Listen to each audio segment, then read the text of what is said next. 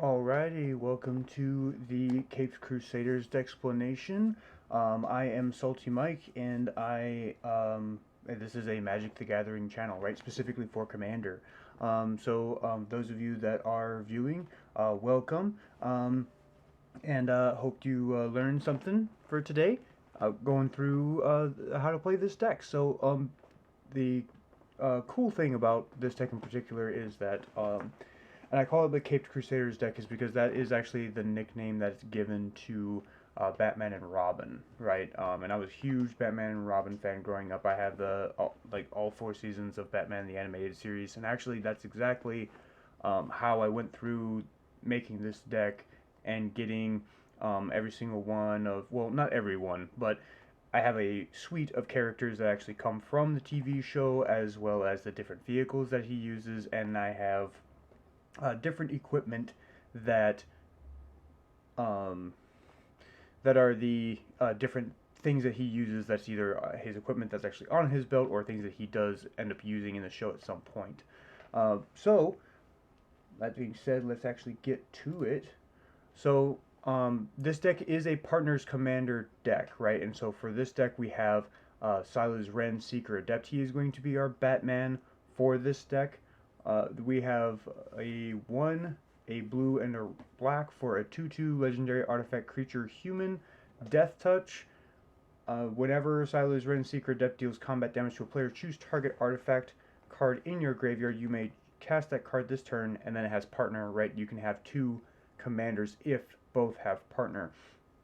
Ironically, yes, Silas Wren has Death Touch. We talked about Death Touch in the last stream that we had, where that means that whenever you deal damage to something, that means the other creature will immediately die, right? So we have, as ironic as that is, in this case we're going to say that it's sleeping, right, like this guy.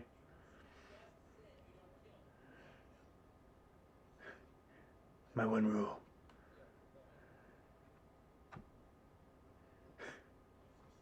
He's asleep.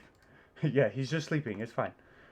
So Death Touch, yeah, even though he does, the reason why we like Death Touch though, is that it gives incentive for our opponents not to block him. Silas needs to be able to turn, get in, and so that way we can actually create that value. We can choose an artifact in our graveyard that we can cast that turn. So we want that ability on there with the hope that our opponent will purposefully not block what we're trying to do. Then the next commander that we have is Akiri, and Akiri is going to be our Robin. And I like the idea that Akiri Lineslinger is Robin, because Robin, Dick Grayson at least, was an acrobat, and that's kind of what Akiri looks like she's doing there, even though it is a she, right? I mean, it doesn't really matter when you're going off of the theme. So, Akiri Lineslinger is red, white, 0/3, legendary creature, core, soldier, ally. First strike, vigilance. Akiri Lineslinger gets +1/+0 for each artifact you control, and then obviously has partner. This is the other half of the deck where we do what we call, or what's slang term for a Voltron strategy. So we want to make our Robin as big as possible to just completely smash face. And so we have two sides of what we're going to be doing with this deck. We have the Batman, who's really kind of investigating and allowing us to churn value through our graveyard, and hopefully draw us cards and do some other things with some other cheap artifacts. And then we have Akiri Lineslinger, which is just straight up just going to pummel the enemy. The thing that I do want to do with this deck too, that kind of makes this special. Again, like I said, everything that's here in this list, I actually physically own this deck. It's actually over here, just like, and I'll even show you, like I did last time. The cool thing that you can do is that they have these guys called Alter Sleeves, and I'm actually going to show you their website right now. So Alter Sleeves is, and I'm not an affiliate or anything. I just think that they're super cool, and I actually want to get some art done myself for this deck, so that way I can make all of the like, and specifically taking like scenes from the Batman animated series that are going to go over certain cards that supplement for those things in my deck. and particularly Batman and Robin being having an overlay art of the actual animated Batman and Robin when they were in the TV series. So, just like we did last time, I'm going to go over some things. The theme in the deck obviously is Batman the Animated Series. We have 13 cards in here that are characters that come out of the series. We have 5 vehicles and they are actually vehicle cards. They're artifact vehicles, and we'll get to that and what they represent. We have 13 gadgets, so things that are going to help us in our game to get through and distract and hopefully detain the bad guys, right? Let's take a look at these stats real quick too. So we've got a disproportionate amount of blue and white in this deck compared to our black and red. 19 white mana symbols, 22 blue mana symbols, 5 red mana symbols, 3 black mana symbols, and then 2 of the hybrid black-white. And we will go over exactly what those cards are. So, like I was saying last time, right, we had the higher average mana cost of the deck of being like 3-something in the last stream that we saw for Zephyrs. This deck is actually more typical to what my decks are built for. This is 2.6. That's pretty typical for what my more focused decks actually do. And this deck, though it is themed, it is a lot more focused than what the Zephyrs deck is. It has a very clear strategy. It's trying to make Robin as big as possible, and Batman too if we really need it, and just destroy our opponents with commander damage. If you're not familiar with that, commander damage refers to in the game mode where the game keeps track of how much damage you take from commanders at the table. So you have to get to 21 commander damage in order to be taken out of the game. And that does not matter if what your life total is, or how many cards you have left in your deck, or if you have any poison counters, which is something else we'll get to in another deck at another time. But basically, if you get to 21 commander damage from a single commander, then you are dead. So that's why this one is a little bit wonkier too, having 2 commanders. We really want to make sure that our Robin is actually the one that's doing the most damage, since it is going to be the biggest creature. More than likely, it's going to be the biggest creature on the battlefield, and your opponents are going to want to get rid of it. So we want to make him as big as possible and as protected as possible. Also notice here that you'll see that I have 2 cards that are 7 mana cost, 3 that are 6, and 2 that are 5. And you'll see that here 8, 4, 15, 3, and 27, 2. This is really here that how high the count is for our 2 mana cost and 3 mana cost cards. That is what really makes our deck so efficient and very... The fact that it's so low to the ground means that we're going to get our mana faster, which means we're going to cast more spells a lot quicker than our opponents will, for the most part.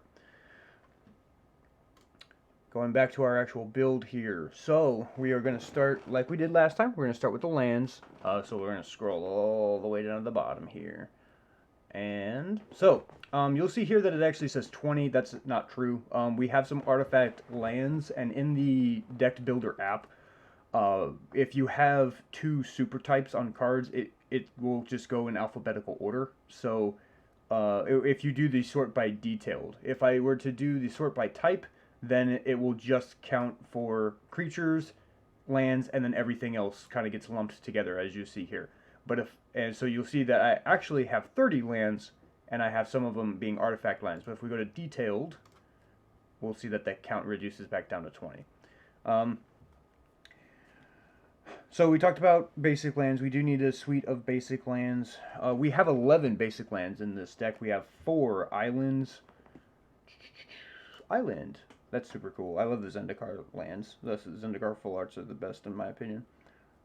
We have 4 islands. We got 3 plains, 2 mountains, and 2 swamps. And that should correspond to what we exactly saw in our stats, right? We got 22 blue, 19 white, and then we have very little of our blue or black and red, but we still need at least a couple there in case we were to draw them. This deck also has the artifact lands of the colors. Obviously, we're not in green, so we're not going to have the green one. But we got. I'm going to go up to. Actually, I'm just going to switch the mode real quick. That'll be easier. There we go. So we got Ancient Den, which is the white one. It's an artifact that's a land.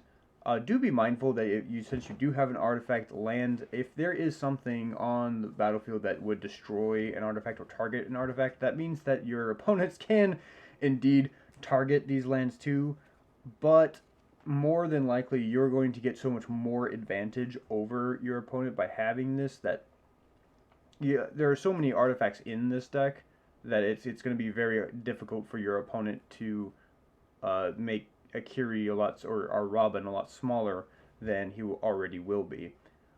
But just keep in mind, right? It is a land. If they do blow up a land, it's also an artifact. So they can target it. It is a thing. Can't get too salty for them trying to push you down, especially if you're that far ahead. Got next one, Seed of the Synod, same thing except in blue. Great Furnace is somewhere around here. There it is. Same thing in red, and Vault of Whisper, same thing in black.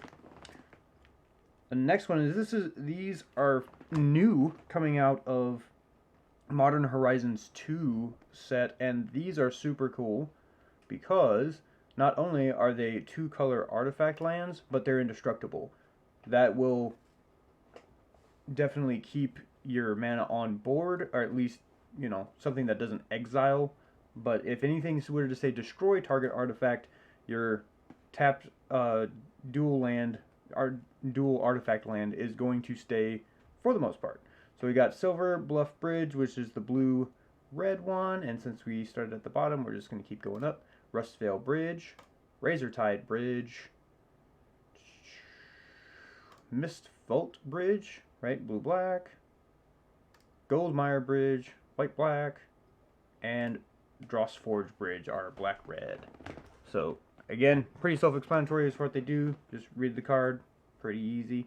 The next suite of lands are ones that I'm keeping in the deck for now, but I might change, and I'm going to actually show you why. So, the next suite of lands are these tri-lands. They tap for one of 3 colors. They enter tapped.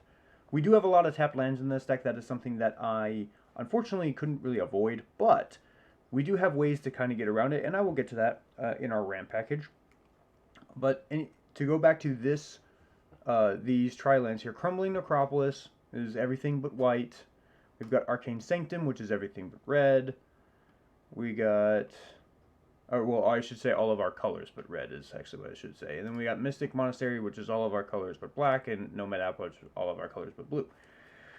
Now, that being said, 2 of these lands actually have come out in their super types, with the land subtypes, right? So Vitrium, Mountain Plain Swamp, this came out of Ikoria. This right now, I don't know if you can see that, but it says it's sitting at $12.99, but there's nothing in there, right? Because these lands are super popular. They came out initially at $10, and it doesn't surprise me that they are continuing to go up because these lands are just so good because of the fact that they're tutorable. Now, yes, they enter tapped, but at least you can fix your colors a little bit easier because you can actually tutor for these lands. So we got Savitrium, and this is when I am considering to replace the tri-lands that I have in here.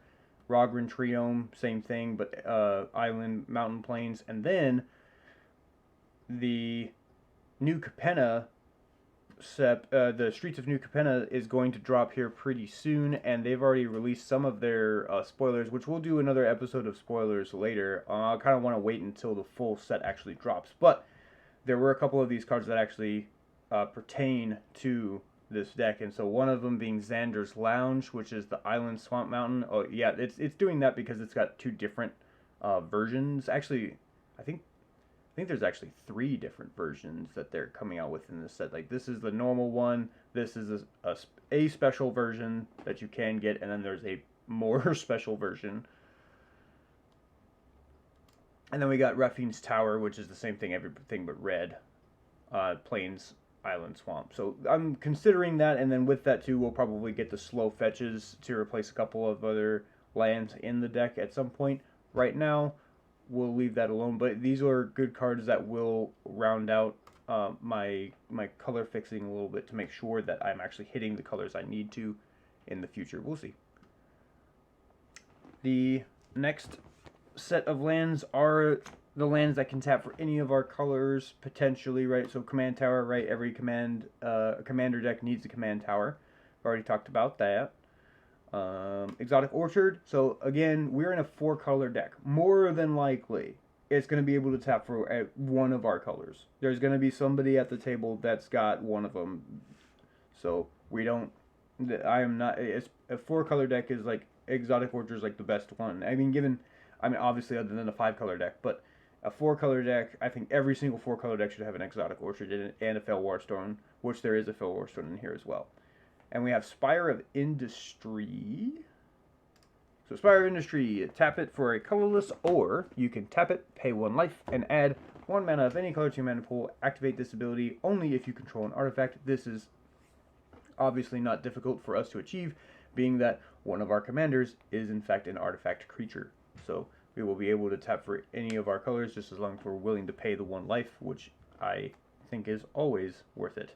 And in this deck, because we don't have any lands with the subtypes on them, we have Grixis Panorama and Esper Panorama, which are our fetch lands that just grab the basics that we are looking for. And honestly, I don't seem to have too many issues.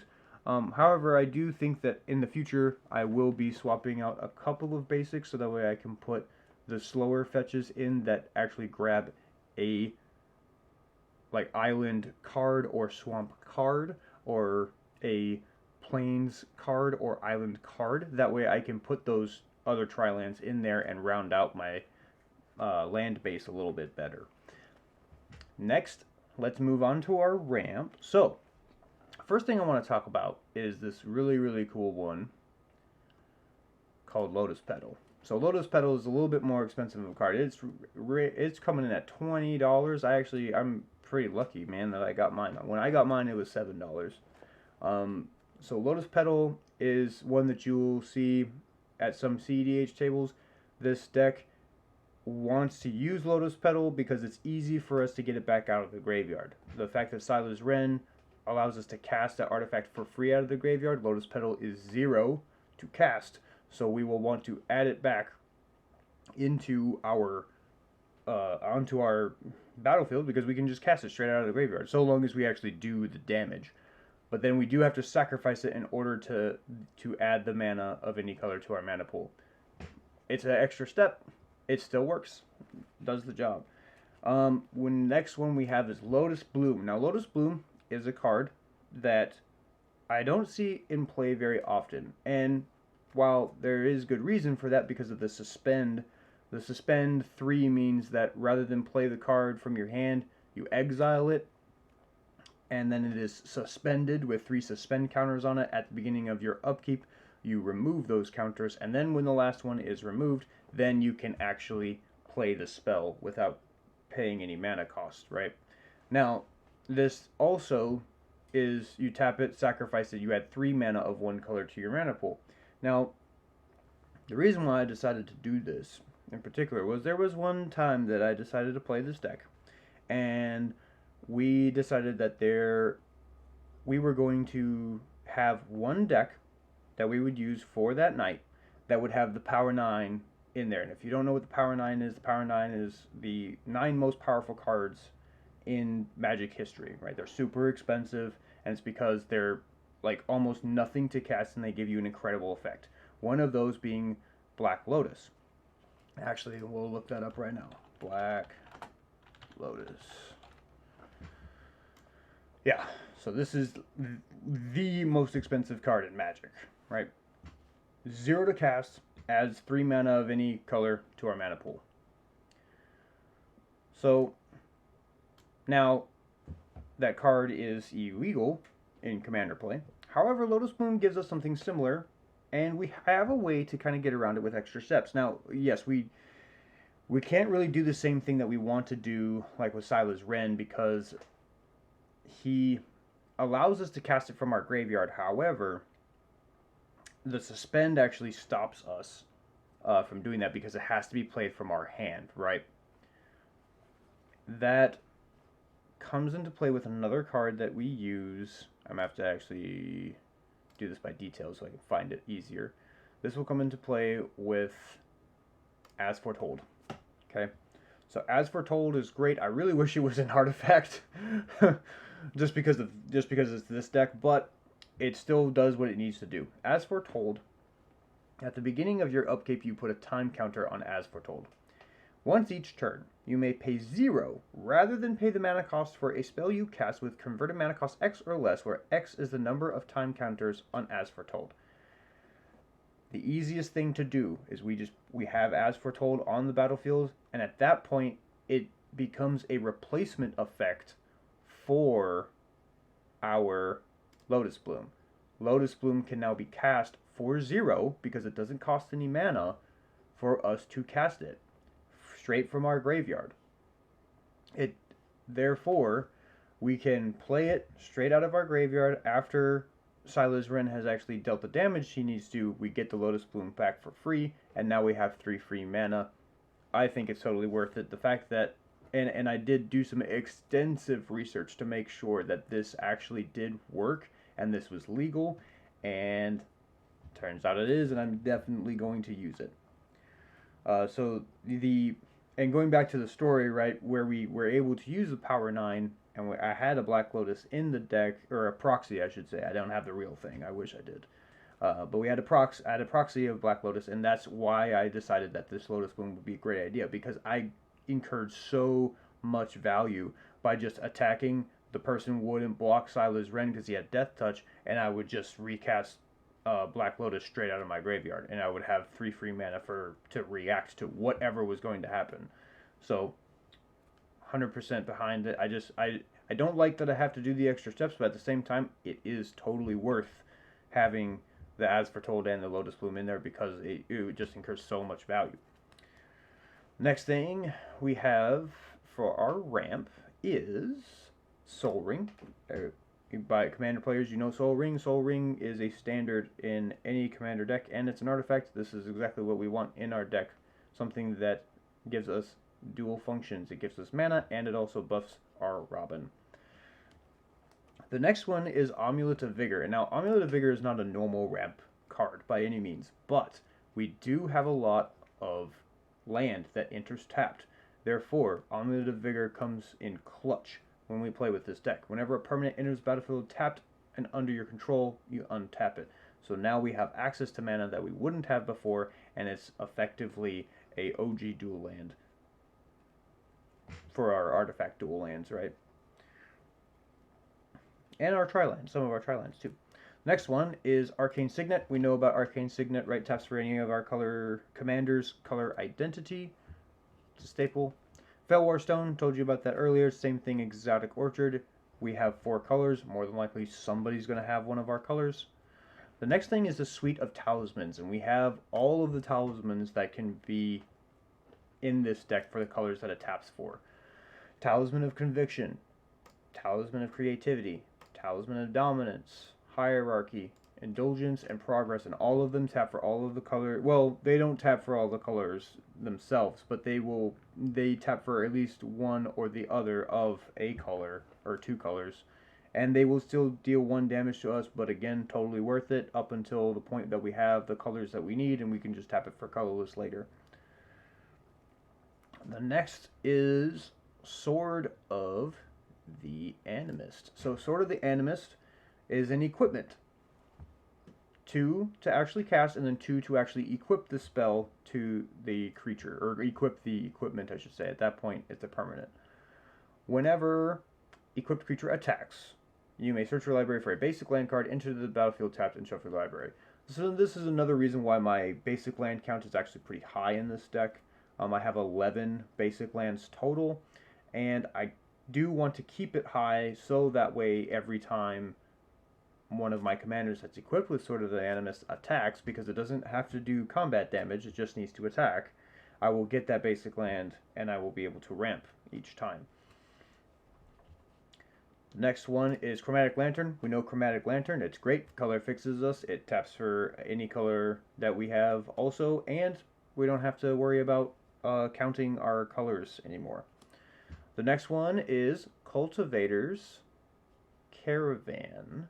It is up here. It's a vehicle. So this is a newer card type that we haven't talked about in yet from Zephyrs. Went over it briefly. So vehicles are cool because you can tap a creature that, or any number of creatures that equal a total power of 3 or more, and then this becomes an artifact creature.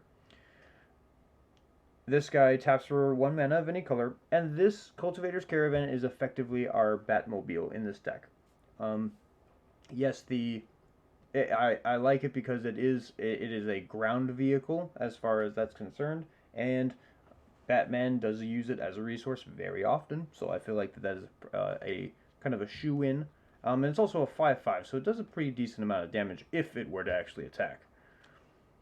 Next thing is Smothering Tithe, and those of you that are experienced Commander players at this point know Smothering Tithe is kind of atrocious. It's fantastic and it's atrocious at the same time. So we've got 3 and a white for an enchantment. Whenever an opponent draws a card, that player may pay 2.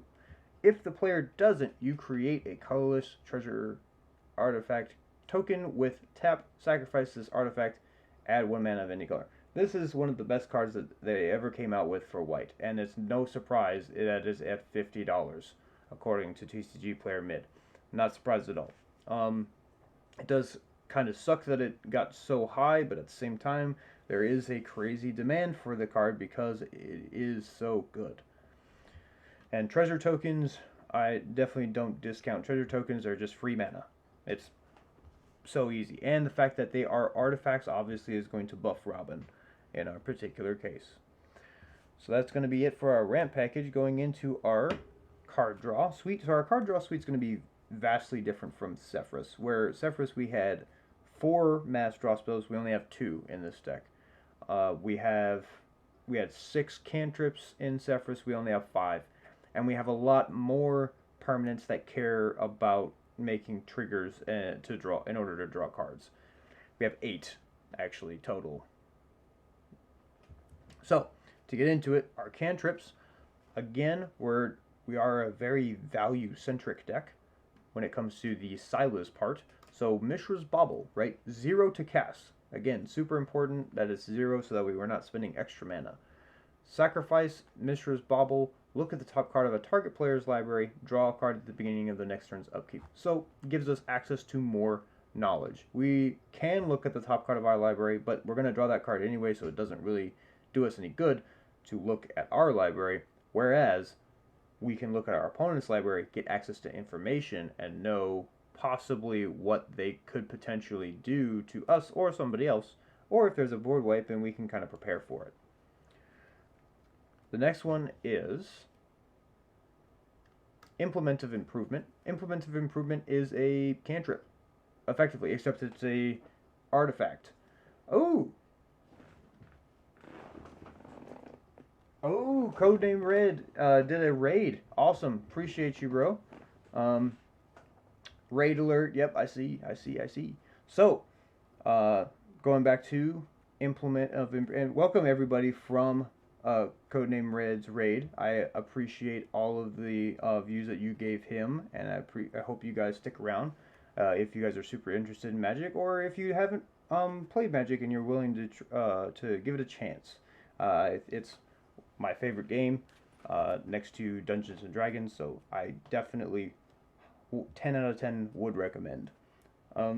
Anyways, going back to our Implement of Improvement. So Implement of Improvement is a cantrip, very similar to the cards that we've used in Zephyrs, except that instead of being one off, we have the ability to recur this from our graveyard with our Batman, right?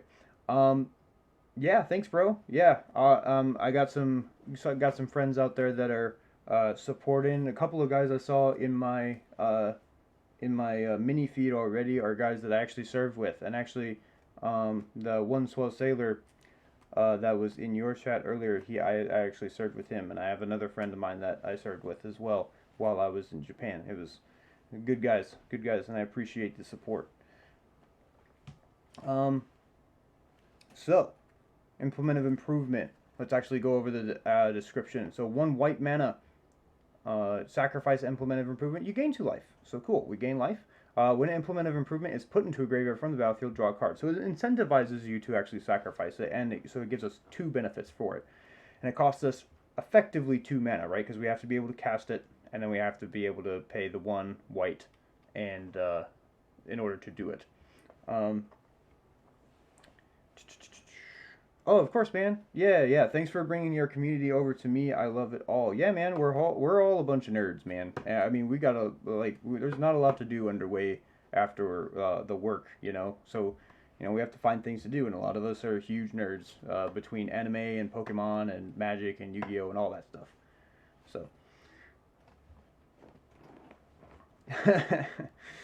All right. So next is an actual. I say it's like a vanilla cantrip because it's like actually like an instant or sorcery, but it's Shimmer of Possibility, and Shimmer of Possibility is great. We get to look at the top 4 cards of our library, put one of them into our hand, and put the rest on the bottom of our library in any order. Being able to dig is extremely important in, especially in a 100-card deck, because you need to be able to get to the things that you need and get rid of the junk that you don't need that you can get to later. Next is Impulse, which Impulse is effectively the same thing, except it is an instant, so you can cast it on at any time. Look at the top 4 cards of your library, put one of them in your hand, put the rest on the bottom of your library in any order. Easy day.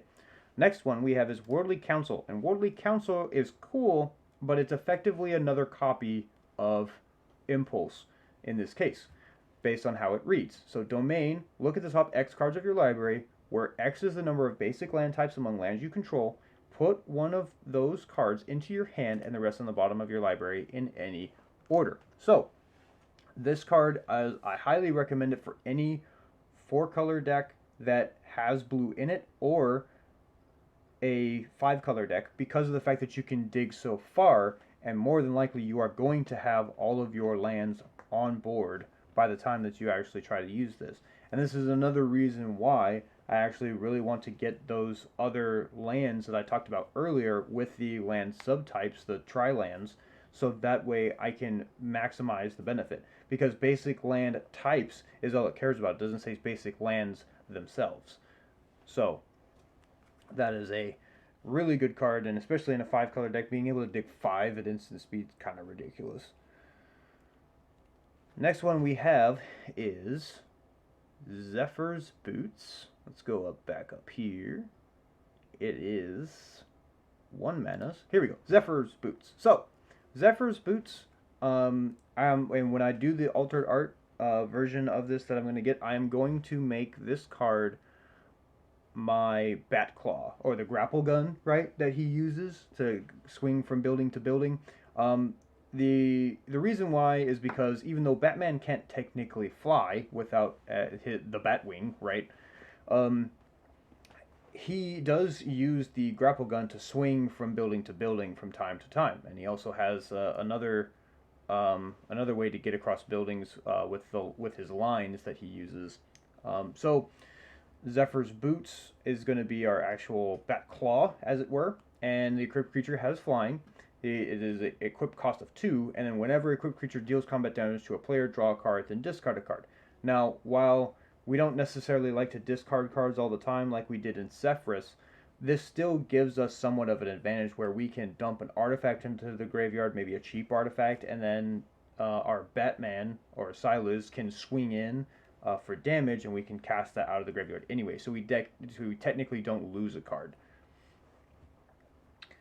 The next one is one of our mass draw spells. So one of our 2 mass draw spells in the whole deck.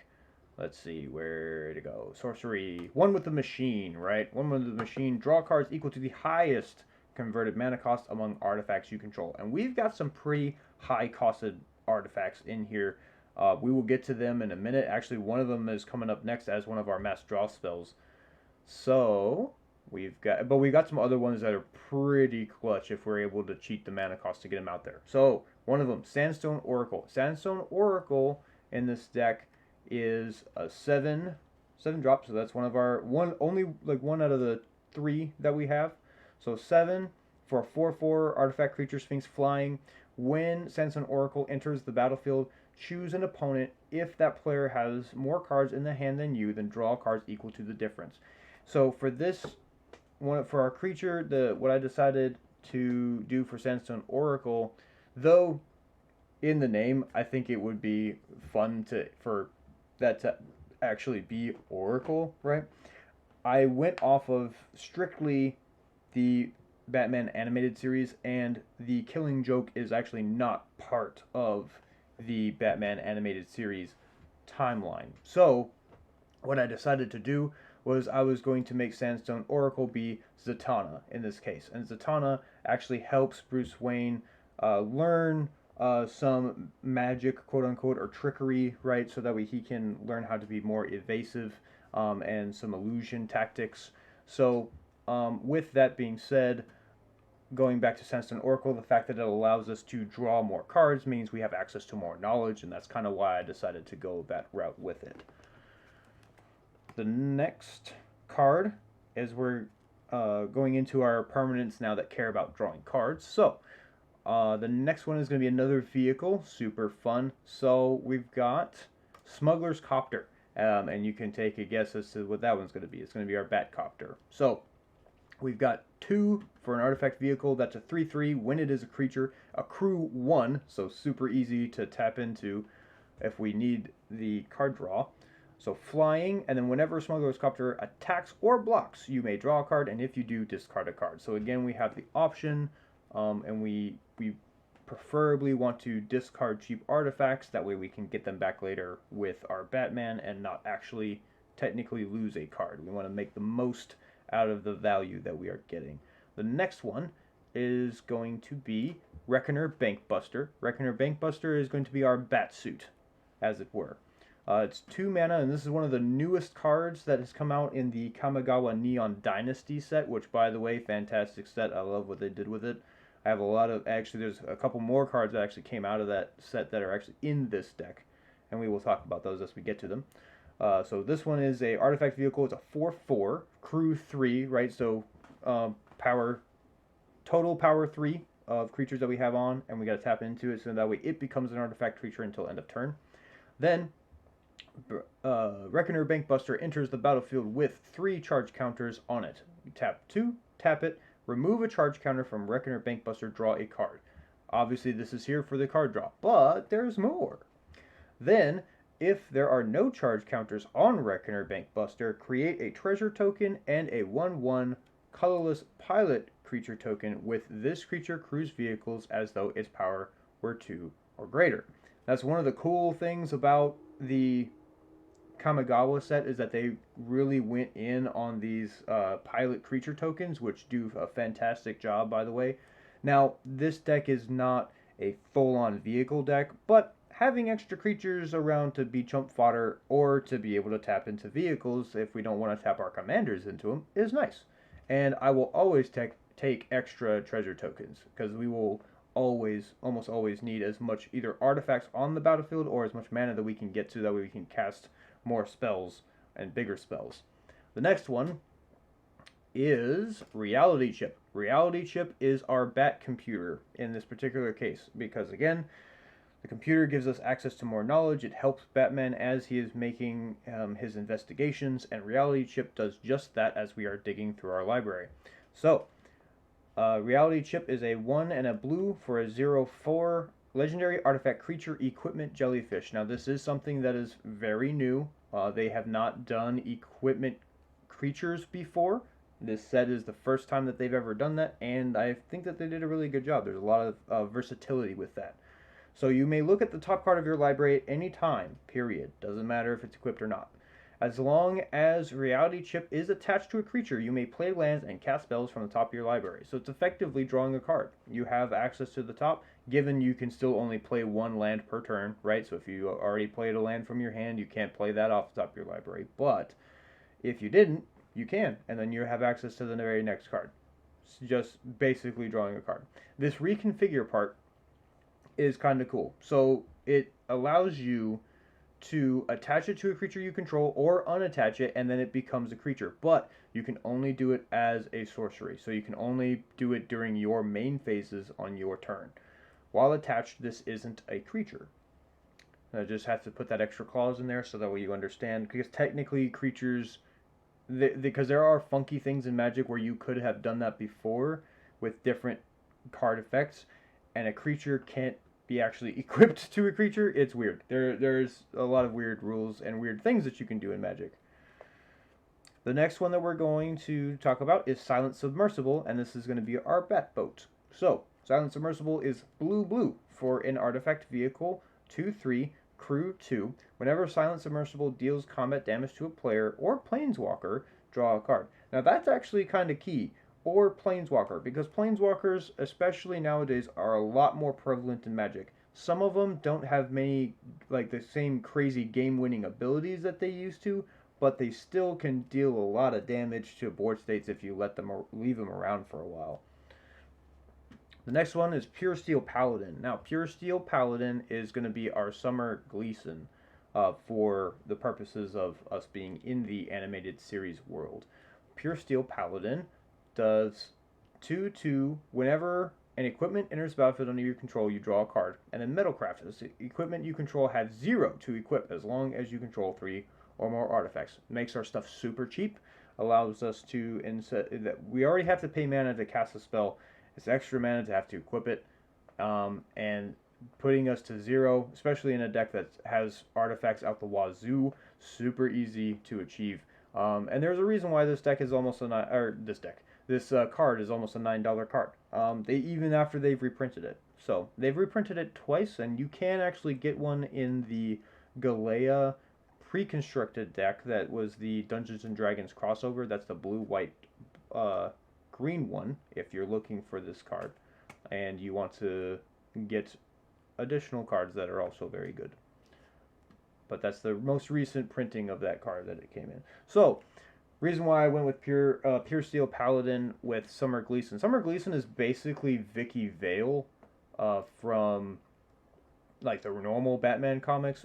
She is a news reporter and an anchor in Gotham City, so I thought that being that she is a reporter, again, it's more access to more knowledge. It kind of tips off Batman to certain things that are going on in the city and what the kind of the political landscape is going toward certain adversaries as he is trying to take them down. So that's why, and again, the ability to anything that has to do with knowledge typically means that we are looking at the top of our library, or we are drawing cards, or have access to the top of our library to manipulate it in some way. So that's why I went that direction with it. The next one that we're going to talk about is the Weatherlight. Now the Weatherlight is going to be our Batwing, right? It's the actual flying vehicle that Batman actually has. And the Weatherlight is going to be 4 for a legendary artifact vehicle with a crew 3, and it's a 4/5 when it is a artifact creature. Has flying, I would hope so. And whenever the Weatherlight deals combat damage to a player, look at the top 5 cards of your library. You may reveal a historic card from among them and put that into your hand. Put the rest on the bottom of your library in any random order.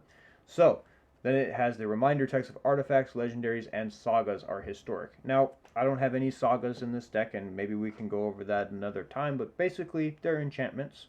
They're a specific type of enchantment. Legendaries and artifacts, super important in this deck, and the fact that we can actually have access to them is awesome. When they came out with the historic mechanic from Dominaria, that's what that sun symbol is, I thought that was fantastic because it gives you more access to more things, and especially in decks that are not able to dig the same way. Like this deck has access to blue, so it's a little bit easier anyway. But say that you have a mono white deck, or even a white red deck, Weatherlight's actually a pretty good option for that deck too, because that gives you more access to more cards in your library, and especially since that color pairing is going to rely very heavily on its artifact ramp and artifact value. Next one we have is Padeem, Console of Innovation. Fantastic card for any artifact deck that you ever decide to build. And he's a legendary creature. You can make him a commander yourself if you really wanted to. Padeem in this deck, we have him here as our Harvey Bullock. So Harvey Bullock, if you remember him from the TV show, he is this guy. He's the guy that goes around with, he follows Commissioner Gordon, and he's kind of got an attitude most of the time, but and all in all, he's not like a super shady guy, right? He's kind of beat up a little bit, but he's still trying to do the right thing. He's still a cop, he's still a detective, he's trying to get to the bottom of whatever's going on in Gotham City. He just doesn't have a particularly fond view of the Batman. So, Padeem, Console of Innovation, 3 and a blue for a 1/4. Artifacts you control have hexproof, so it protects pretty much most of our deck, like 90% of our deck. And at the beginning of your upkeep, if you control the artifact with the highest converted mana cost or tied for the highest converted mana cost, draw a card. So it gives us access to more cards in our library, and more than likely we are going to have the highest converted mana cost artifact, and you will see why. The next one we have is Jorah, Weatherlight Captain, another one that comes out of Dominaria and with the historic mechanic on her as well. Whenever you cast a historic spell, draw a card. Super easy to remember. Human Artificer, legendary creature, 3/3, and it's a 2, a blue, and a red to cast her. She is our Batgirl for this deck. She gives us access to more knowledge, much like Batman. She is following in the steps of Batman to become a detective and a crime fighter just the same, so it gives us access to more knowledge as she's investigating. And now we're on to our next category, which is our removal suite. So we've got a few like hyper efficient cards, and then we have some ones that are on theme, right? There are obviously better choices that we could make, but they're still good choices in my opinion. So we're going to go to our instance to start. Swords to Plowshares. That's definitely familiar. We saw that in Zephyrs as well. Again, it's probably one of the most efficient removal spells, being that we do have other removal spells as well that do come at 1 mana. But Swords to Plowshares is exile target creature. Its controller gains life equal to its power. The life is very easily. Usually a dirty cop. Yeah, I mean, yes, he is. Harvey is usually dirty, but again, it's with good intent. It's not like he's trying to. He's not and especially I don't know if you. I mean, I'm sure you've seen Gotham and stuff, and like Harvey is definitely not like a bad dude. He's got connections and he's got ways to. He's definitely shady, but everything that he does, he's still a cop at the end of the day. He still tries to put away the bad guys. So, going back to Swords to Plowshares, its controller gains life equal to its power. Again, the life is totally worth me being able to smash into your face later, as long as I get rid of the immediate problem. Next is Reality Shift. We talked about Reality Shift before too in Zephyrs. People get super salty if you end up hitting it, because it could be a twofer. Just depending on what's on the top of their library. Exile target creature. Its controller manifests the top card of their library. That player puts the top card of their library onto the battlefield as a face-down 2/2 creature. If it's a creature card, it can be turned face-up anytime for its mana cost. But I have had many instances where it is not, and it's just a 2/2 creature, and that's it. It doesn't get to change. The next one that we've got is a removal that is a little niche, but it fits into our theme. So Executioner's Capsule. I don't know why that was hard to say for a second. But it's 1 black for an artifact, and it's 1 and a black to tap it and sacrifice Executioner's Capsule, destroy target non-black creature. Now, effectively, this is 3 mana to get rid of something. I don't typically like to pay 3 mana just to do a removal, especially since it has to be a non-black creature, so it's limiting in also what it can destroy. However, the fact that we can recur it over and over again with our Silas or Batman, potentially, only for 1 mana, It's not bad. I'll take it. The next removal we've got is Wear and Tear. Wear and Tear is probably one of my favorite removal spells. Let's see. It is an instant. Wear and Tear. Because this one is cool. It has this cool... you're going to have to probably tilt your head to see it. But it's got this fuse part, which means you can cast one side or the other or both. So 1 white mana destroys a target enchantment, 1 and a red destroys an artifact, or you can pay the full 3 and you can destroy 2 targets, which is super awesome. Any red and white deck or deck that contains red and white should have this card, in my opinion. The next one is Disenchant. Destroy target artifact or enchantment for 1 and a white. Super efficient. Very good at what it does. The next thing is another artifact that we can potentially recur, and that is Dispellers Capsule. For 1 white, we get an artifact that has 2 and a white. Sacrifice Dispellers Capsule and destroy target artifact or enchantment.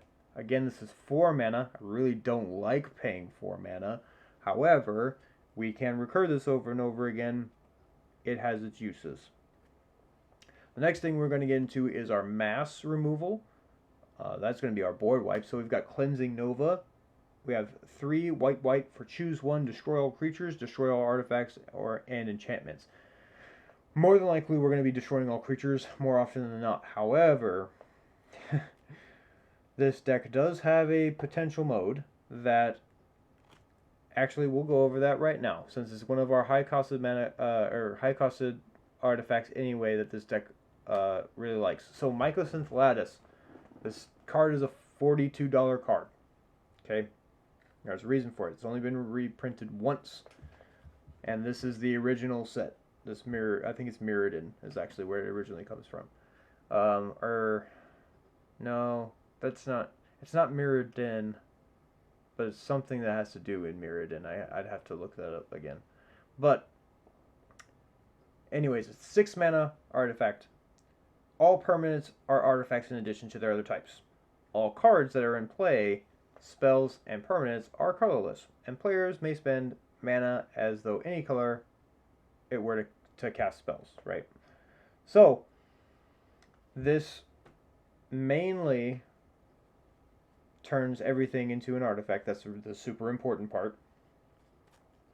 Which means that if everything's an artifact, and our stuff is protected with another super large artifact, like super mana intensive artifact, like Darksteel Forge, artifacts you control have indestructible, then we play something like Cleansing Nova, and we literally wipe the entire board on our opponent's side.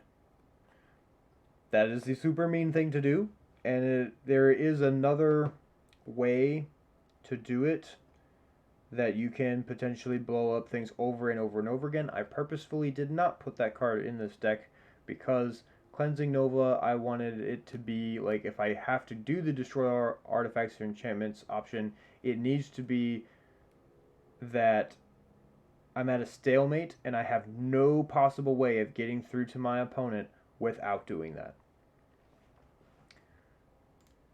Because there is actually another way to do it, and the super mean way to do that is, again, having Microsynth Lattice and Darksteel Forge, right? So everything's an artifact, and artifacts you control of indestructible, and then you have something called Niven Rolls.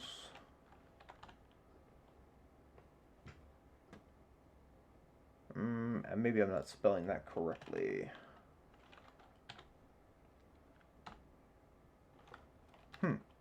Interesting. Let's try that, just see where we get. Let's see. Nyx Lotus. No. Try another way. Destroy all type artifact.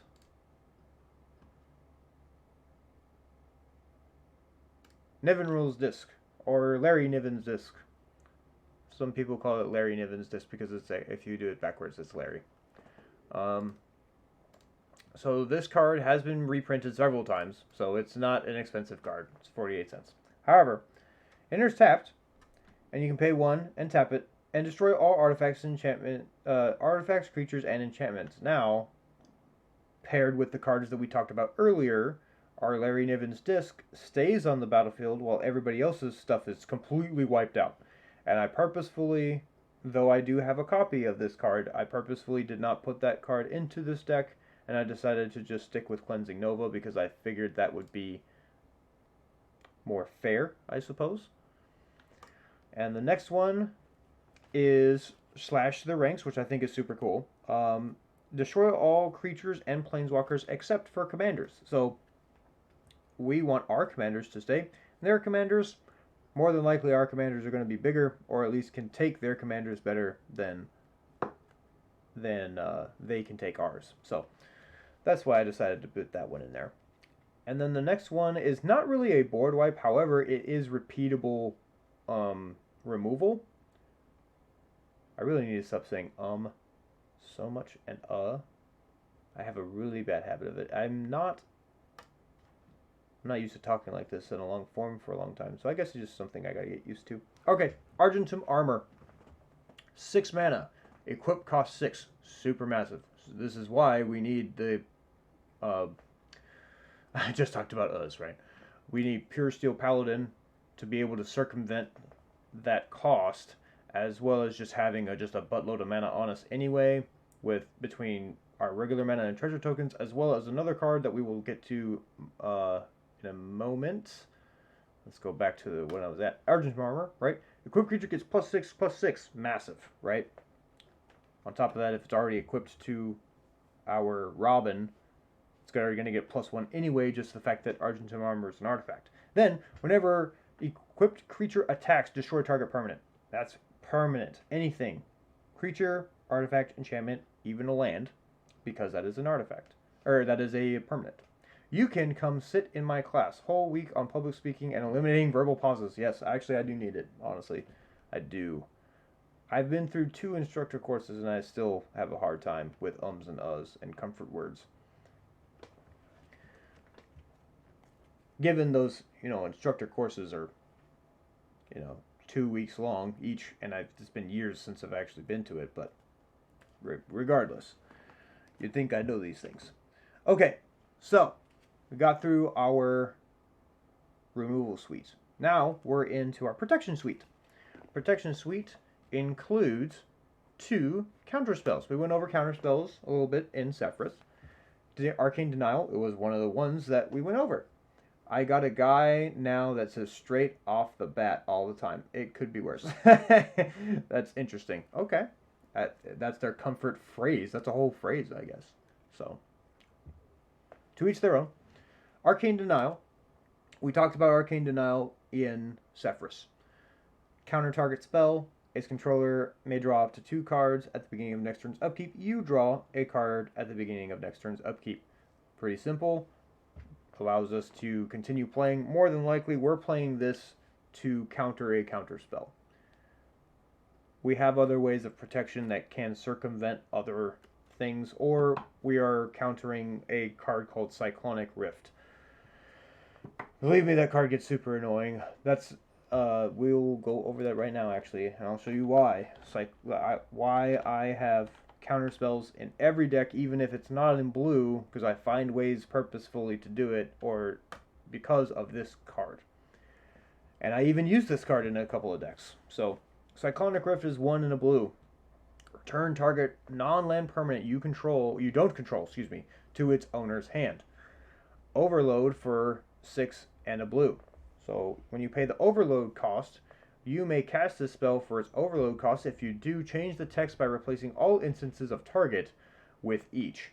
So, returning things to the hand doesn't seem like it would be that bad until you realize how much you really play out when the person decides to use Cyclonic Rift on you. And then you have to rebuild your board state with all of the mana, and especially if a good portion of your mana is, say, artifacts or mana dorks, things that aren't land. It makes it really difficult for you to rebuild your board state after that. More than likely, the person that plays Cyclonic Rift is going to do it right before their turn begins, because they can cast it at instant speed. and then they will just completely devastate the table with whatever they're going to do. So, having counter spells to, like Arcane Denial, to stop a Cyclonic Rift or another counterspell is completely worth it. Arcane Denial, I will gladly give them 2 cards that they may draw at the next turn's upkeep in order to keep my stuff on the battlefield. The next counterspell that we've got is Saw It Coming. We have also talked about that in Zephyrs because of its foretell mechanic. I think that Saw It Coming is a great counterspell, and I highly recommend foretell cards wherever you can use them. Again, if it makes sense to use them, you don't just throw foretell cards in the deck just because. The next one is Giant's Amulet. So Giant's Amulet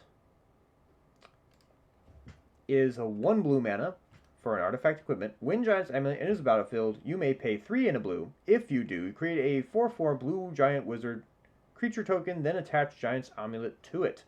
Equipped creature gets +0/+1 and this creature has hexproof as long as it is untapped, and it has equip cost of 2.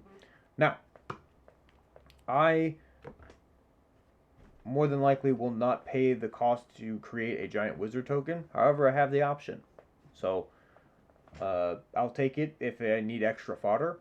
However, more than likely, I will not have to do that, and I will put this onto Akiri or our Robin, because Akiri has Vigilance, which means it doesn't have to tap to attack.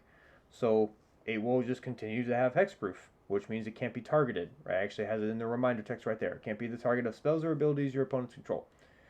Gives an extra layer of protection. That being said, Giant's Amulet in my list for our Batman theme that we've got going on here is smokescreen pellets, right? Batman uses smokescreen pellets all the time so that way he can escape or create some sort of distraction for the opponent so that way he can either get away or gain an advantage when attacking them. So that's why I decided to do that, because it gives hexproof. Something similar, we have Swiftfoot Boots. So Swiftfoot Boots gives hexproof and haste. Just 2 for an equipment cost of 1. Swiftfoot Boots is another one of those that are staples, especially if your deck very heavily relies on your commander to survive in order to have your game push forward. Swiftfoot Boots is going to be our Batarangs, and the reason why is because Batarangs give Batman a particular advantage.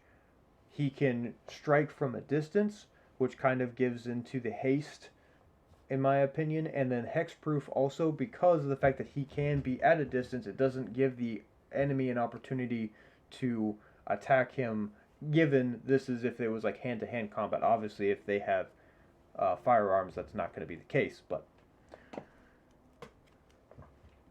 we're in a card game where we're pretending to be Batman. We don't have to go over all of the ballistics and all of that. Next protection card is Crawl Space. Crawl Space is excellent for this deck. Crawl Space specifically says no more than 2 creatures can attack me each combat. We have 2 commanders. One of them is going to be massive, the other one has Death Touch. More than likely, our opponents are not going to want to swing at us if we have Crawl Space on the battlefield. Hammer of Nazan. No, I need the guns explained. you have to have the guns explained. Well, there you go. The Batarangs disable the ability for the guns to hit him because he's very accurate. He can Batarang the guns out of their hands so that way they're disabled temporarily. There you go. And that plays into hexproof and haste. Boom. Roasted. Not really. I just wanted to say that because boom, roasted comes from The Office, and I just felt like saying it. Going into Hammer of Nazan. Thank you. You are so welcome. Hammer of Nazan. Where'd it go? I had it just now. Oh, there it is. Okay, so Hammer of Nazan. Hammer of Nazan is our the actual cowl of Batman in this case, and the reason why I decided to make that the case is because of its ability where whenever Hammer of Nazan or... Well, actually, it's because of the equipped creature gets +2/+0 and has indestructible. That's why I wanted it to be the cowl. Batman's cape and cowl give him an incredible advantage, being that he has some stealth. Also, his cape and cowl, as well as his body armor, is made of special material that is bulletproof. It gives him a significant advantage, so that is why I decided to go with the indestructible feat being on his actual costume, uniform, whatever you want to call it. Cowl is I guess, the proper term. So the other part, though, that is super cool is whenever Hammer of Nazan or another equipment enters the battlefield under your control, you may attach that equipment to a target creature you control. Gives another way to work around the equip cost, much like our Pure Steel Paladin. That way we're not having to pay extra mana in order to equip stuff to our creatures. Circumventing mana is how you win games. Being able to cheat your stuff out is how you win games. And again, we went over Darksteel Forge earlier. Darksteel Forge is 9 mana, but more than likely we're going to be able to cheat the mana cost of that as well. Or just have an incredible amount of mana that we don't have to worry about it. More than likely we're going to be cheating it out, though. Then the next suite of cards is our Recursion. The funny thing about this is that technically our Batman is a form of recursion, because that's actually part of the strategy of the deck. We are trying to... Cheating is how you win, got it. Well, I mean, you want to... Like, I don't want to pay 9 mana for a spell. That's craziness. It's just like Jin Gitaxias in the last one, right? Jin Gitaxias is 10 mana. I would much rather pay 4 mana to sacrifice my creature that allows me to do that, to put out my big bad guy. And I would much rather use one of my other creatures in here that sacrifices an artifact creature for just tapping him, to then pull out an artifact from my deck and just place it straight onto the battlefield. Yeah, I would much rather pay, no mana and a tap, or 3 mana with another one of the ones that's in here, which we'll get to in a little bit, instead of paying 9 mana. That's ridiculous, a ridiculous amount of mana. So, Recursion. Talked about Batman, how he did. That's part of the strategy of this deck, is that we have like a recursion artifact value engine going on. Next card, Restoration Specialist. Restoration Specialist is a 1 and a white for a Dwarf Artificer 2/1 that says white, sacrifice Restoration Specialist, return up to 1 target artifact card and 1 target enchantment card from your graveyard to your hand. We've gone over this one in Zephyrs. In this deck, though, she is going to satisfy our Officer Montoya. So Officer Montoya is... Nope, not that one. Here we go. Officer Montoya, Renee Montoya. She is the partner of Harvey, and that goes around in the animated series. She's a pretty stand-up cop, not like Harvey. She's going to be our partner for Harvey in this case, because of the fact that she does help a little bit with investigating and kind of keeps Harvey in place, right? That way he's not going too crazy with his dirty deals. That being said, she helps us get up to 1 artifact and up to 1 enchantment, right? We can either get one or the other, or both. That sounds good and all, but my plan would be to confuse them with a barrage of verbal assaults and self-deprecating humor. You find that most Commander games are like that regardless of the power level, so you're already a shoo-in. Alright, so the next card that we've got is Remember the Fallen. That's a sorcery. Remember the Fallen, 2 and a white for choose 1 or both target creature, return target creature card from your graveyard to your hand, or return target artifact card from your graveyard to your hand. Just in case we can't use our Batman for whatever reason, we have another avenue that we can use, and Fortuitous Find is literally the same card, except that it's 2 in black in order to cast it. Super easy. The next one is Hannah, Ship's Navigator. Hannah, Ship's Navigator is 1, a white and a blue for a 1/2 legendary creature. She's actually... I need to look her whole type here, but I believe she is a human artificer as well. Actually, let's do that right now. Hannah. And see, open up all cards. So we get all printing. She's been reprinted several times. So that's why she's $3 almost. Yeah, she's a human artificer. Okay, that's her whole type. But the version that I have is the old school version, which, in my opinion, I'm not a huge fan of the old borders. But there are definitely those people out there that love them, and I mean, again, to each their own. Do what they want with their lives. So we got one, a white, and a blue for tap. Return target artifact or enchantment from the graveyard to your hand. Another way to recur, get more value out of what we are putting into our graveyard, and in case something was removed, we have a way to get it back. Hannah is going to be our Leslie Tompkins in this deck, and Leslie Tompkins is an actual friend of Thomas and Martha Wayne, and so she is a doctor of sorts, and so that is why I decided to make her a spell that does a little bit more into recursion, returning stuff from our graveyard to our hand. The last one is Luris of the Dream Den. Now, Luris of the Dream Den is one hybrid white-black for a legendary creature cat nightmare 3/2. The companion part doesn't really matter because it is not, we're not using Luris as the companion part for this deck. So, because companion is a mechanic that came in Ikoria where you can start with this outside of your starting deck, and as long as the deck actually satisfies whatever restriction that's put on the companion. But we don't have a deck that satisfies that, so this is just in the normal deck in the 99 with pretty much just this last part here. Lifelink, so whenever it does damage, we actually gain life for it.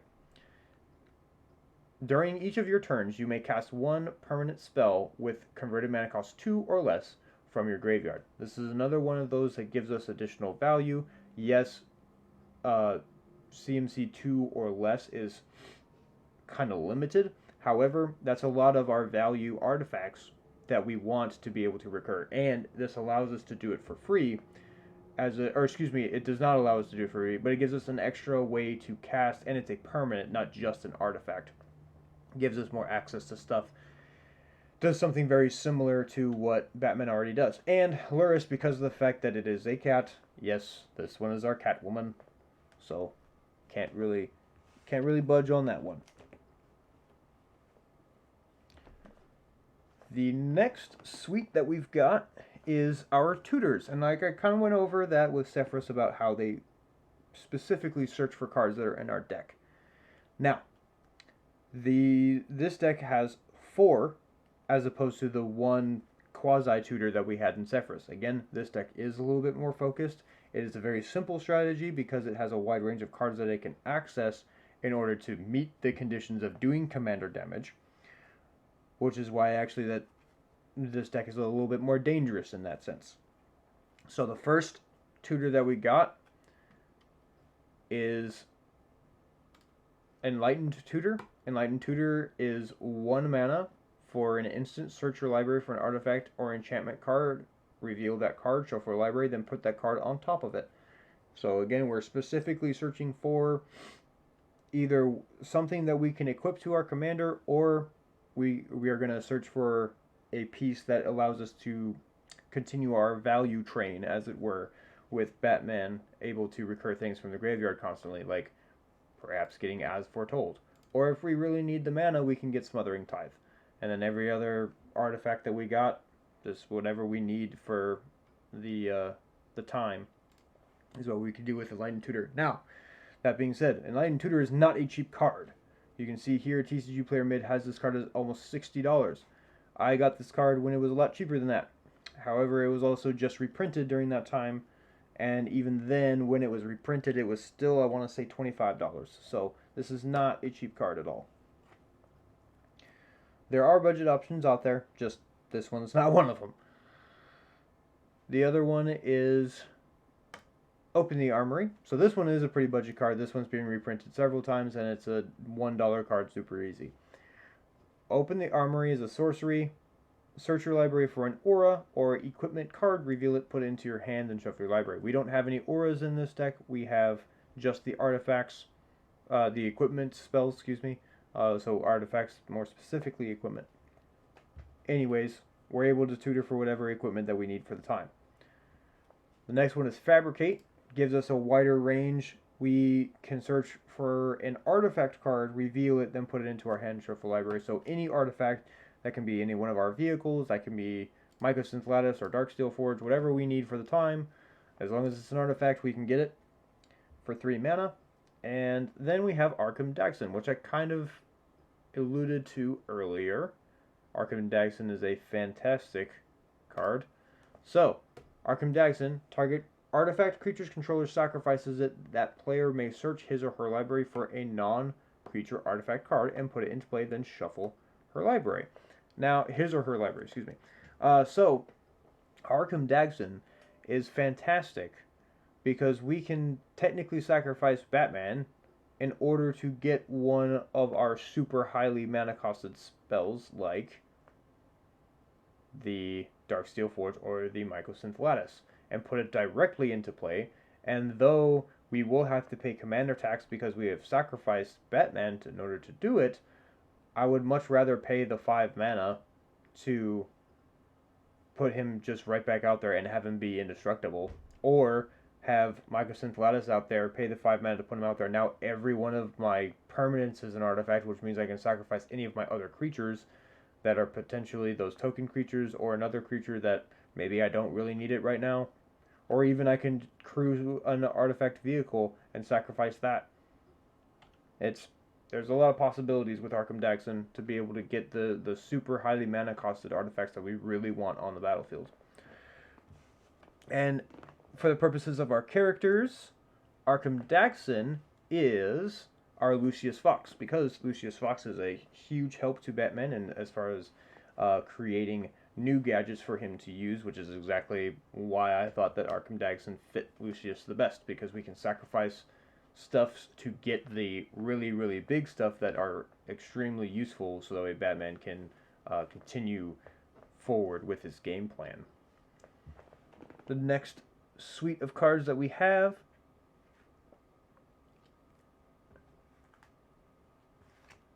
kind of gone over these cards already. They're additional value, or I have it in my notes as contingencies, which is Microsynth Lattice turns everything into artifacts. So that's exactly what we want to do. We want to have a mass amount of artifacts, so that way our Robin is just massive and can swing in for a massive amount of damage.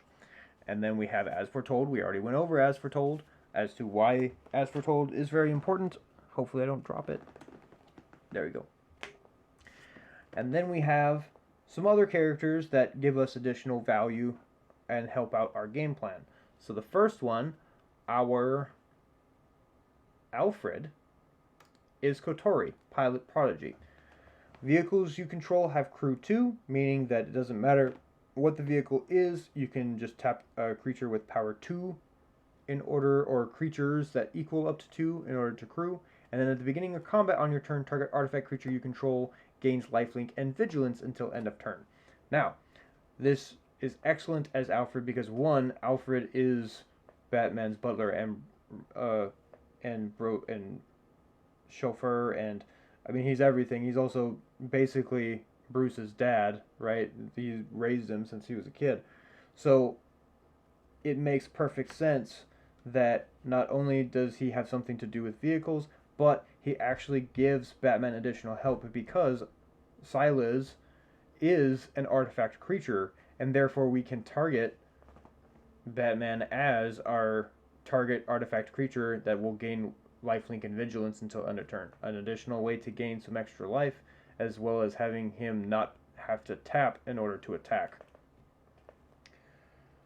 Which means that we can have him as a blocker going into our opponent's turns should we need to throw Batman in front of something really big and get rid of it. The next one is Muzio, Visionary Architect. This is another one that can cheat artifacts onto the battlefield. So for 1 blue, we get a 1/3 Human Artificer, legendary, right? Going back into that historic mechanic. So 3 in a blue. For tap, look at the top X cards of your library, where X is the highest converted mana cost among artifacts you control. You may reveal an artifact card from among them and put it directly into the battlefield. Put the rest on the bottom of your library in any order. So, another reason why we really care about having the highest mana cost artifact out, we want to be able to cheat even more out. So, and with Muzio is going to be our Grave Ghost for this deck. So the inspiration for Batman when he was a kid in the TV show, right? Supposedly he watched the Grey Ghost as a TV show, and it kind of inspired him to become, in a way, Batman later. That being that Grey Ghost himself is a vigilante and an investigator that goes after bad guys. So with Muzio, again, it gives us more access to knowledge and being able to get the pieces that we need onto the battlefield quicker. Then I have Odric Lunarch Marshal. And Odric Lunarch Marshal is 3 and a white for a legendary creature human soldier 3/3. At the beginning of each combat, creatures you control gain first strike until end of turn if a creature you control has first strike. The same is true for flying, death touch, double strike, haste, hexproof, indestructible, lifelink, menace, reach, skulk, trample, and vigilance. Now, basically, we share the wealth. Whatever keywords that we have on one, either Robin or Batman, is now going to be shared between everybody that we have on the battlefield, which is super great because, like we talked about with Zephyrs, the fact that we have Robin has first strike, and we have Batman who has death touch, that means that whenever they do damage to something first in combat, their damage is going to happen first before your opponents are going to be able to, so long as they don't have first strike. Then the death touch is going to take into effect, and that will kill their opponent's creatures before they will have an opportunity to deal damage back to our creatures during the damage step. Even without having indestructible, our creatures will not die. Now, Odric, for this deck's purpose, I decided to make him Commissioner Gordon. I feel like, look at that chin and that mustache, man. Let's go back to Odric. He's kind of got that same thing going on. He has more of a goatee than our Commissioner Gordon does, but even that hair, man. That's like, you can't tell me that's not Commissioner Gordon. I'm just saying. So, helps out in combat. The stash kills. You're right. I'm telling you, man. That same stash, different colors, same stash. So, all right. The next things, the last few cards that we actually have are some more gadgets that Batman has at his disposal. So the first one we have is one called Shadow Spear. So Shadow Spear is 1 for a legendary equipment. Equipped creature gets +1/+1 and has trample and lifelink. So then we got 1 permanents your opponents control lose hexproof and indestructible until end of turn. That's super important, and it makes it gives another avenue to get around things that your opponents are doing, and it actually gives your board an opportunity to respond to, like, say, combat. Let's say, again, we can potentially for 1 mana turn off this hexproof and indestructible, throw Batman in the way of something because he's got death touch, and kill the biggest thing that they have, potentially buying us an extra turn.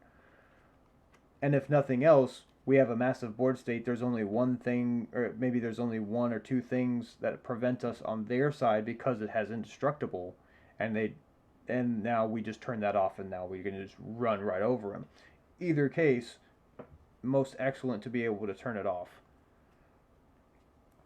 The next one is Trailblazers Boots. Oh, actually, I almost forgot to go over what this is in our as far as our lore goes. So Shadow Spear is a taser. I think it makes sense because you can use a taser to effectively push back somebody. Now, given I know that in real life they don't always work, but in Batman, when he uses a taser, typically they're disabled in some way. So that makes sense to me when you have the ability to pay 1 mana and turn off your opponent's hexproof and indestructible. Makes their stuff more vulnerable. Let's go on to Trailblazers Boots now. So, there we go. Alright, so, 2 artifact equipment, equip 2. Equipped creature has non-basic land walk. So, it's unblockable as long as a defending player controls a non-basic land. More than likely, you're going to go against an opponent that does have non-basic lands if they have 2 or more colors.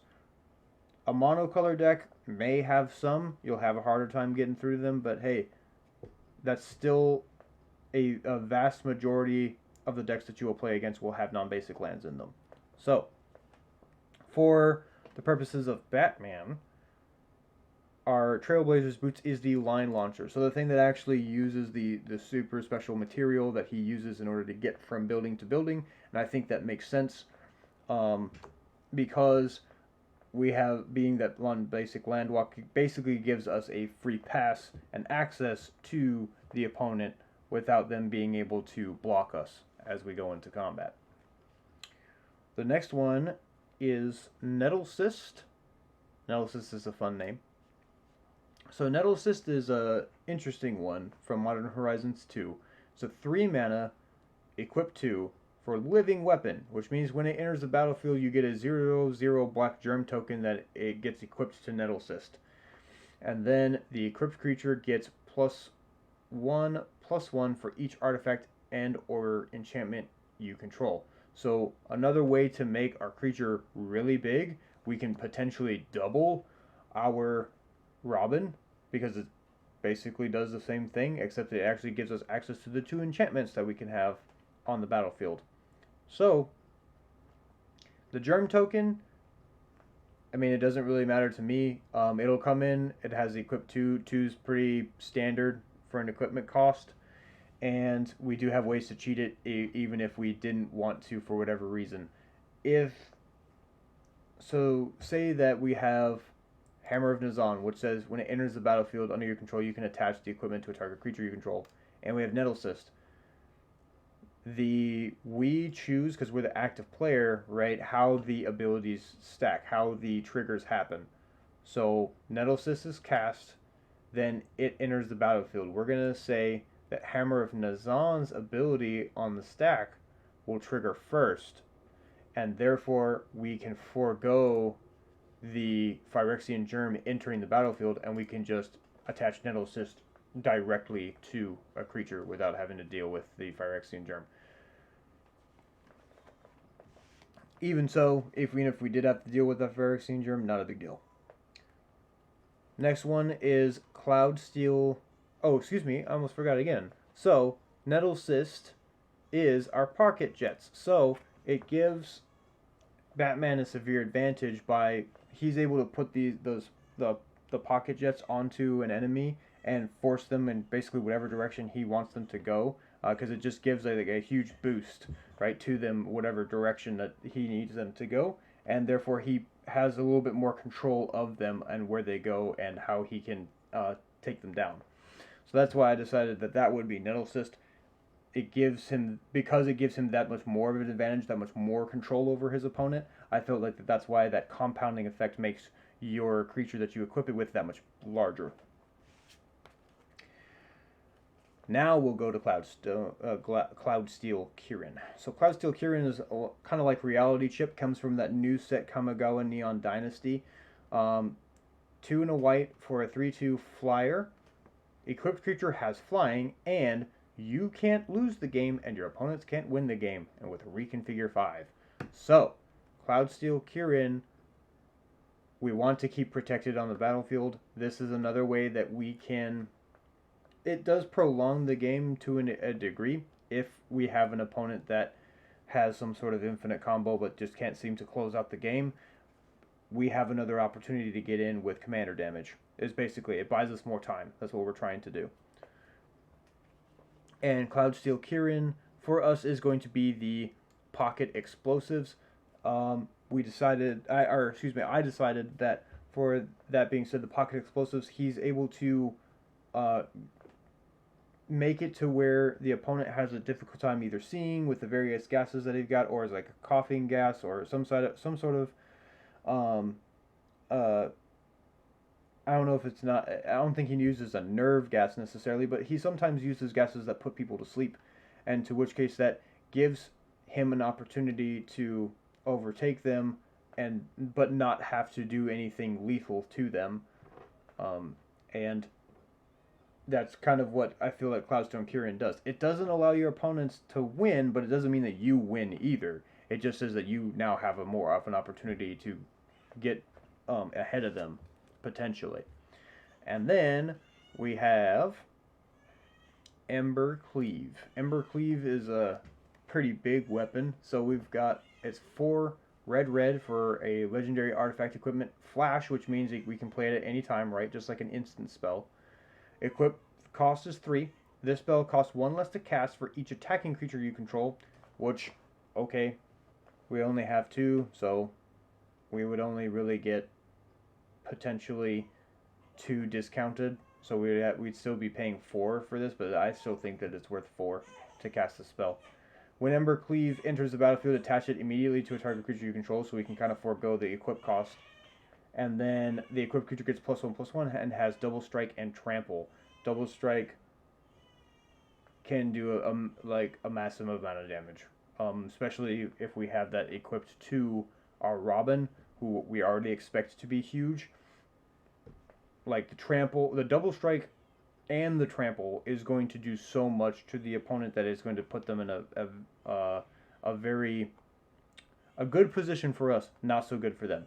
Something that maybe we can bargain with them, because we can be like, hey, like, I could just hit you one more time and you're dead. So, unless you want to help me out. So, another one, let's see, this is Ember Cleave, and Ember Cleave is going to be our Grenade Sling. I felt that was kind of obvious, being that it's a red card. The grenades typically do a massive amount of damage to whatever structure that we have, and then or that Batman is fighting against, and so that's why I decided to go with Ember Cleave. I realized a couple of things. So there are 2 things that I think I forgot earlier. Argentum Armor. We talked about that one a little while ago as being a potential board wipe. And it's not really a board wipe, it's more like just repeatable target removal. That one is the plastic that he uses. That's why I decided to go with that, because it can destroy anything, right? So he puts the plastic over it, he's able to detonate it, and he's able to get inside whatever structure that he's trying to get into. So that's why I decided with Argentum Armor, because it can destroy any permanent. It doesn't have to be a creature. I can destroy an artifact or enchantment. Maybe that's potentially stopping me from being able to attack and swing at my opponent. And then, or at least get the damage in, right? Because I would still have to attack. I would still have to be able to declare it as an attacker. And then there's one more that I believe I forgot to mention, which is Conqueror's Flail. Conqueror's Flail is excellent. Conqueror's Flail stops things from happening on your turn. Or, excuse me, yeah, that's right. It stops things from happening on your turn. Your opponents cannot react to anything that you do so long as it is your turn. Conqueror's Flail is also awesome because we're a 4-color deck. So, 2 mana to cast Conqueror's Flail, equip cost 2. Equipped creature gets +1/+1 for each color among permanents you control. So, potentially +4/+4. And then as long as Conqueror's Flail is attached to a creature your opponents can't cast spells during your turn. Gives us that much more of an opportunity to make sure that we're getting through. That means no Cyclonic Rift during our turn. That means no counter spells during our turn. We have the potential to go in unhindered so long as we are not dealing with any other creatures that potentially are on the battlefield, preventing us from getting to their life. Conqueror's Flail in my list here is the... Let me see...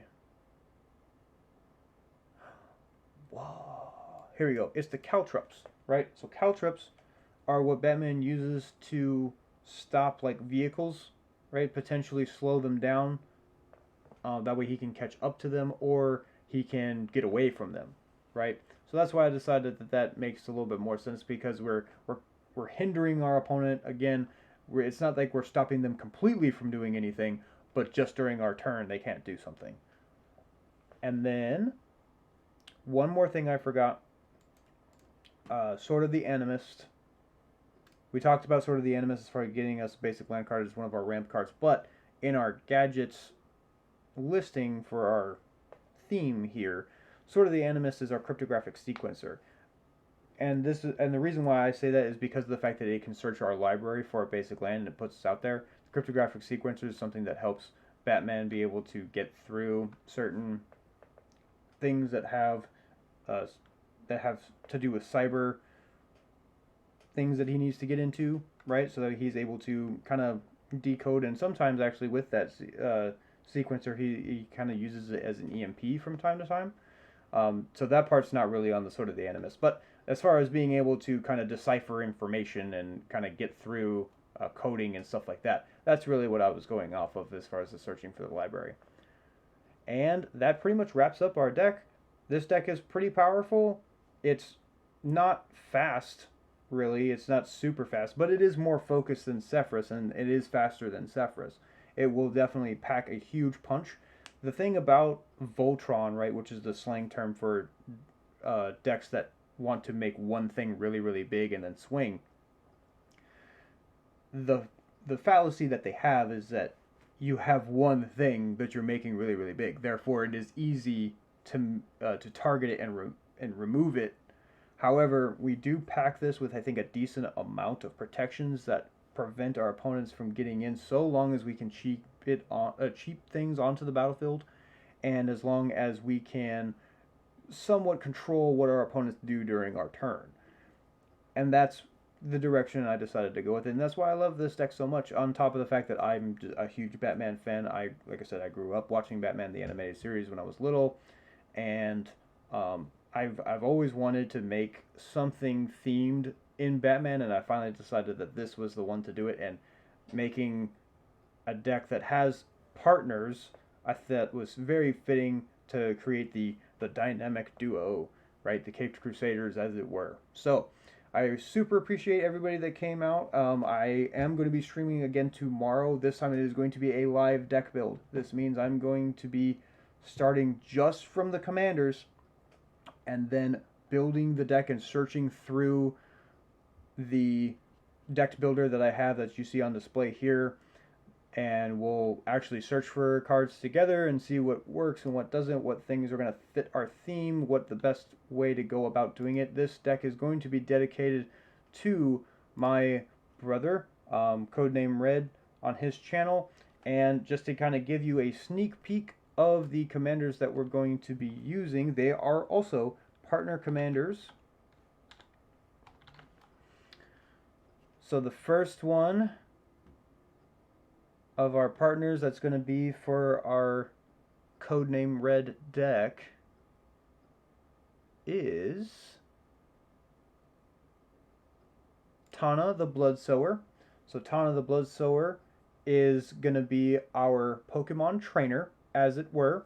Whenever it deals combat damage to a player, we create that many sapperling creature tokens, which is okay.